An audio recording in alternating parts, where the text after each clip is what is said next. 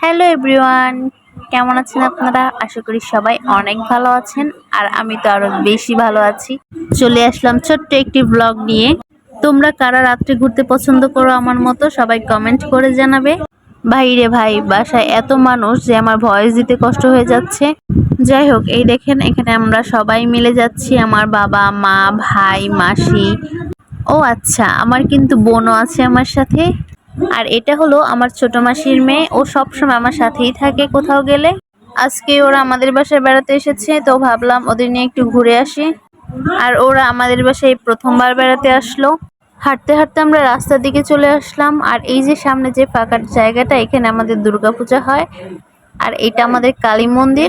কিছুদিন আগে এই মন্দিরে পূজা শেষ হয়ে গেছে। আর এই দেখেন, এটা হলো আমাদের বাসার আরেক সদস্য। যাই হোক, এরপর আমরা চলে যাব বাজারে। আর এই দেখেন এখানে এতগুলি বাইক রাখা। সবাই যে বলে যে দোহার নবাবগঞ্জ বাইকের কারখানা, আসলেই হয়তো সত্যি কথা। এখানে আমি আমার একটু ভিডিও করে নিচ্ছিলাম, দেখতেছিলাম আমাকে কেমন লাগে। তোমরা যারা দোহারে থাকো তারা নিশ্চয়ই এই জায়গাটা চিনবে। এটা হলো জয়পাড়া সরকারি ক্লিনিকের সামনে হাই স্কুল মার্কেট। সন্ধ্যার পর থেকে এখানে এত মানুষ থাকে, কি বলবো আর। আর এখানে এত মানুষ ভিড় করে থাকার কারণ হচ্ছে এখানে 20 টাকায় 1 কেজি লেবু পাওয়া যাচ্ছে। ভাই রে ভাই, যেখানে কিছুদিন আগেও 2টি লেবুর দাম ছিল 20 টাকা, সেখানে এখন 1 কেজি লেবু পাওয়া যাচ্ছে 20 টাকাতে। তবে আপনারা ভাববেন না যে সব দোকানেই পাওয়া যায়। কিছুদিন পর পর একজন লোক ভ্যানে করে নিয়ে আসে, সেখান থেকে এই লেবু পাওয়া যায়। আর এখান থেকে বাবা কিছু সবজি নিয়ে গেল বাসার জন্য। দেখেন এখানে আমার ভাই আসতেছে তার বন্ধুকে নিয়ে।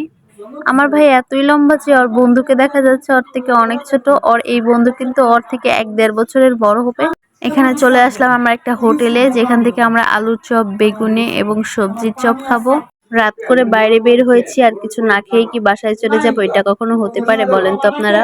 তবে এতগুলি চপ আমি খেতে পারছিলাম না, খুবই কষ্ট হচ্ছিল খেতে। তাই অল্প অল্প করে খাচ্ছিলাম সবগুলি থেকে। এতগুলো চপ খেতে না পেরে আমি মাকে দিয়ে দিয়েছিলাম সবগুলো। আর আমি সব সময় এই দোকান থেকেই চপ খাই, কারণ এই দোকানের চপগুলি আমার খুবই ভালো লাগে।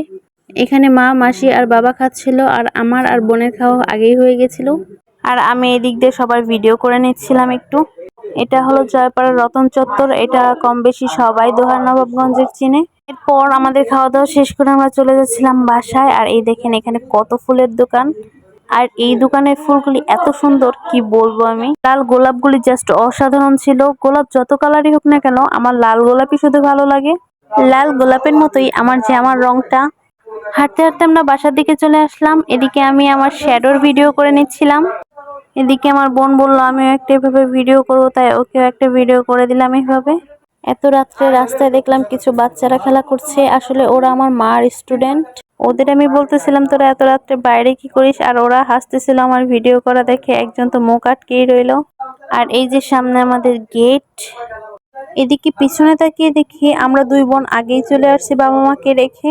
বোনকে বললাম একটু দাঁড়া, বাবা মা আসুক, তারপর একসাথে বাসায় যাব। অনেকক্ষণ দাঁড়িয়ে থাকার পর তারা আসলো। আজকের ব্লগটি এখানেই শেষ করছি। সবাই লাইক, কমেন্ট এন্ড শেয়ার করে দিবেন। কমেন্ট করে জানাতে ভুলবেন না ভিডিওটা কেমন হলো। সবাই ভিডিওটা বেশি বেশি করে শেয়ার করে দিবেন। Thanks for watching everyone.